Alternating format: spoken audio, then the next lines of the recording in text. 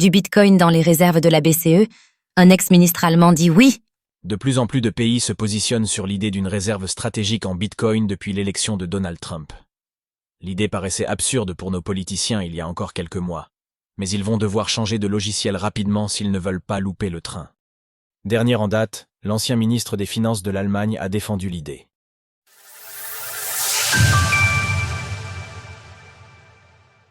Bientôt une réserve stratégique de Bitcoin à l'échelle de l'Union européenne ? La liste des politiciens européens qui plaident pour une réserve stratégique en Bitcoin ne cesse de s'allonger. Au Parlement européen, la députée Sarah Knafo avait pris la parole pour défendre l'idée devant ses collègues parlementaires.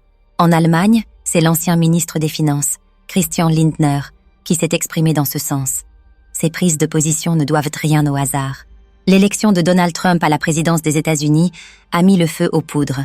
En prenant une position agressive sur le sujet, le président américain n'a pas vraiment laissé le choix aux autres nations. Dans le système actuel, posséder un stock d'or important équivaut à une force de dissuasion économique. Si le Bitcoin venait à jouer ce rôle dans les échanges internationaux, le retard des pays dans la course aux cryptos se traduirait par une baisse de souveraineté. C'est précisément ce que craint Christian Lindner. L'Allemagne et l'Europe ne doivent pas se laisser à nouveau distancer dans ce domaine. Il faudrait donc examiner à Francfort si les cryptoactifs ne devraient pas aussi faire partie des réserves des banques centrales. En plus d'un outil de souveraineté, les crypto-monnaies vont également jouer un rôle économique.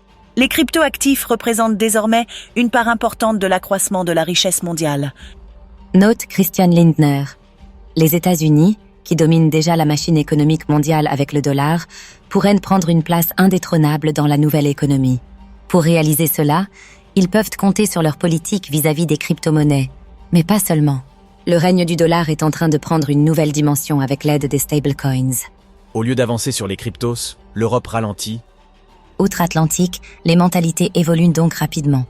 En Europe, nous devons encore rassurer quand on ose parler de crypto-monnaie. L'ancien ministre allemand avance prudemment lorsqu'il évoque des réserves en Bitcoin et en crypto. Personne n'aurait non plus la sagesse de tout investir dans celle-ci. Mais en tant que système décentralisé, dans lequel personne n'a le pouvoir à lui seul, les risques politiques sont calculables. Et même les actifs classiques comme les métaux précieux connaissent des fluctuations. En France, une pétition pour que l'État établisse une réserve nationale de Bitcoin a été déposée sur le site de l'Assemblée nationale. Elle n'a recueilli pour l'instant qu'une fraction des 500 000 signatures nécessaires pour faire avancer les choses. Notre pays pouvait pourtant se vanter d'avoir été précurseur sur la question, avec la création du statut de PSN et de la définition des cryptoactifs dans la loi Sapin 2. Depuis, les choses semblent avancer au ralenti. Le sort de la finance décentralisée, DeFi, est encore incertain, et les stablecoins qui ne sont pas conformes avec le règlement MiCA sont interdits d'utilisation sur les plateformes centralisées depuis le 30 décembre 2024. Le risque pour l'Europe, se retrouver une énième fois à la traîne, face aux pôles économiques asiatiques et américains qui ne cessent de monter en puissance. Il est temps de réagir et de faire bouger les choses. Retrouvez toutes les actualités crypto sur le site cryptost.fr.